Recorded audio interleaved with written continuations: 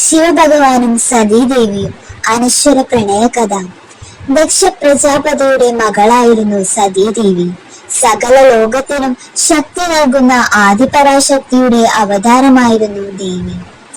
അഹങ്കാരിയായ ദക്ഷന് സന്യാസിയും ഭസ്മം പൂശിയവനുമായ ശിവഭഗവാനെ ഒട്ടും ഇഷ്ടമല്ലായിരുന്നു. എന്നാൽ സതീദേവിക്ക് തന്റെ ഭർത്താവ് ലോകനാഥനായ ശിവൻ മാത്രമായിരിക്കണം എന്ന ഉറച്ച തീരുമാനമുണ്ടായിരുന്നു. കൊട്ടാരത്തിലെ സുഖങ്ങൾ ഉപേക്ഷിച്ച് ദേവി കഠിനമായ തപസ്സനുഷ്ഠിച്ചു. സതീദേവിയുടെ അചഞ്ചലമായ ഭക്തിയിൽ സംപ്രീതനായ ശിവഭഗവാൻ ഒടുവിൽ ദേവിയെ ഭാര്യയായി സ്വീകരിച്ചു. ദക്ഷന്റെ എതിർപ്പുകൾക്കിടയിലും അവരുടെ വിവാഹം നടന്നു.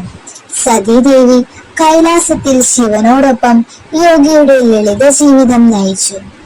വർഷങ്ങൾക്കിപ്പുറം ശിവഭഗവാനെ അപമാനിക്കാനായി ദക്ഷൻ ഒരു വലിയ യാഗം നടത്തി. എന്നാൽ ശിവഭഗവാനെയും സതീദേവിയെയും മനഃപൂർവ്വം ക്ഷണിച്ചില്ല. ക്ഷണമില്ലാത്ത അച്ഛന്റെ യാഗത്തിൽ പങ്കെടുത്ത സതീദേവിയെ ദക്ഷൻ എല്ലാവരുടെയും മുന്നിൽ വെച്ച് നിന്ദിക്കുകയും ശിവഭഗവാനെ അധിക്ഷേപിക്കുകയും ചെയ്തു. പ്രിയതമനായ ശിവഭഗവാനെ അപമാനിക്കുന്നത് സഹിക്കാനാവാതെ ദക്ഷൻ നൽകിയ ഈ ശരീരം ഇനി വേണ്ടെന്ന് സതീദേവി തീരുമാനിച്ചു. ഈ ശരീരം എന്റെ ഭർത്താവിന് അപമാനം വരുത്തി എന്ന് പ്രഖ്യാപിച്ചുകൊണ്ട് ദേവി തന്റെ യോഗശക്തിയാൽ അഗ്നിപ്രവേശം ചെയ്ത് ആത്മാഹൂതി ചെയ്തു.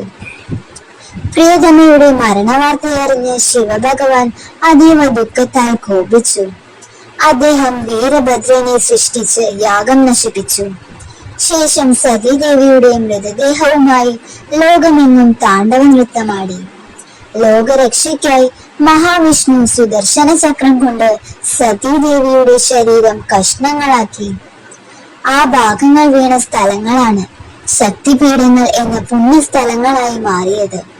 പിന്നീട് സതീദേവി പാർവതീദേവിയായി ഹിമവാന്റെ മകളായി പുനർജനിക്കുകയും കഠിന തപസ്സിലൂടെ ശിവഭഗവാനെ വീണ്ടും വിവാഹം കഴിക്കുകയും ചെയ്തു.